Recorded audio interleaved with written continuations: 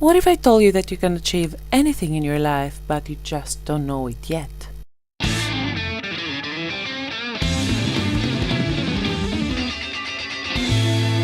Welcome to the second episode of LifeCrafting podcast. This is Irina, and today we're going to talk about potential.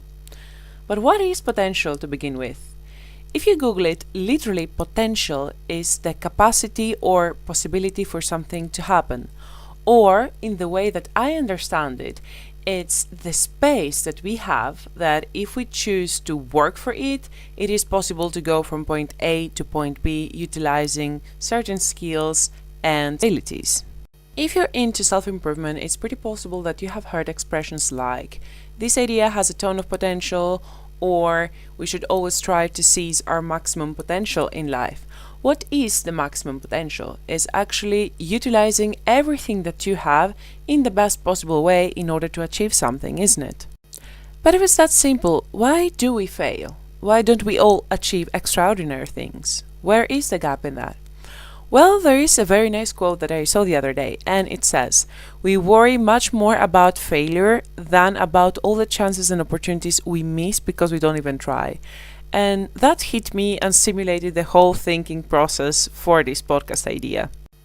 So most of the times we get affected either by the excuses that we find or by limiting beliefs that we either adopted as we were growing up or adopted through our environment or even self-imposed restrictions and limitations, and we use all these as excuses to why we don't achieve something. Why do we do that? Because it's far easier to throw obstacles on the way and say, I'm sorry, I cannot come over, the road is closed, right?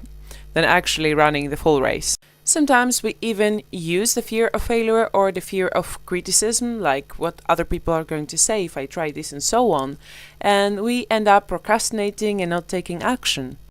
Another super duper frequent excuse that people use to make up for the lack of effort is the lack of talent. So let's say that you want to go to a bodybuilding contest or play the guitar really, really well. Yes, there is a possibility that you might have genetical or cognitive advantage towards that goal, and which might make it easier for you to get there. However, with talent alone, you will never be able to get there. In best case scenario, you will probably be mediocre. But someone who has zero talent and sits down from scratch and learns consistently, practices every single day, and does what it needs to be done, is probably going to end up successful and will certainly be ages ahead compared to when he or she first got started. We all have the same 24 hours in the day, and most of us have a lot of things in common with the people that we admire on specific niches. So what separates us from them, that they are successful, is that they kept going, they put the effort in, and they never gave up before they reached their destination. It has been very frequent to hear people complaining that, oh, I'd like to study psychology, but now I'm too old. Or I'd like to drop 20 pounds, but I don't do that because now I'm married and it's difficult.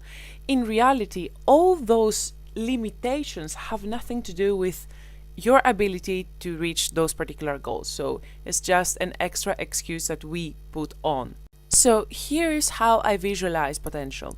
Imagine that you have a purse and you have 100 coins, and those coins are very, very unique.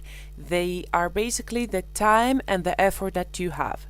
You can choose to trade those coins with experiences, with skills, with things, and so on. So let's say that you have a person that has 100 coins and that person only spends 20 of them, and the rest 80 coins, they just lay in the purse and they are never used. And then you have someone else who has the same 100 coins but has exchanged them all to get skills, to get things, to get experiences, to seize opportunities. And now that person has so many more tools and so much more experience to be able to facilitate greater achievements, to seize better opportunities, and so on. So moral of the story is that both people had the same amount of potential, but one of them chose to utilize it and make something out of it. And I really believe that we're not what happens to us, we're what we choose to do with it. So no matter how many limitations you may think that you have, there is a good chance that you have much more potential in you that is over there, whether you know it or not. I think that the solution to that is to try and transition from a fixed mindset to a growth mindset. And the way to do that is, first of all, an internal process where you try to approach whatever happens as a school. When you cultivate a growth mindset, you embrace every process, every interaction, every situation has something to teach you.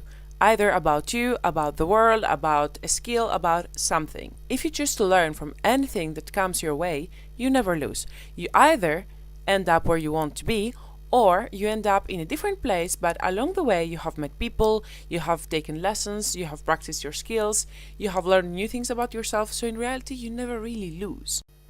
And that sort of adventure that you go through and you keep your eyes open for lessons and opportunities is what is going to polish your skills and take the baseline potential that you have and transform it into something great that you can use to achieve more complex and exclusive goals. Thank you for being here. I really hope that this podcast will help you to believe more in yourself and enable you to take that first step that might change your life. I really believe that you can achieve anything that you want. And please, please, please, if you want to see more content like that, support me by liking this video and subscribing to this channel. See you on the next episode.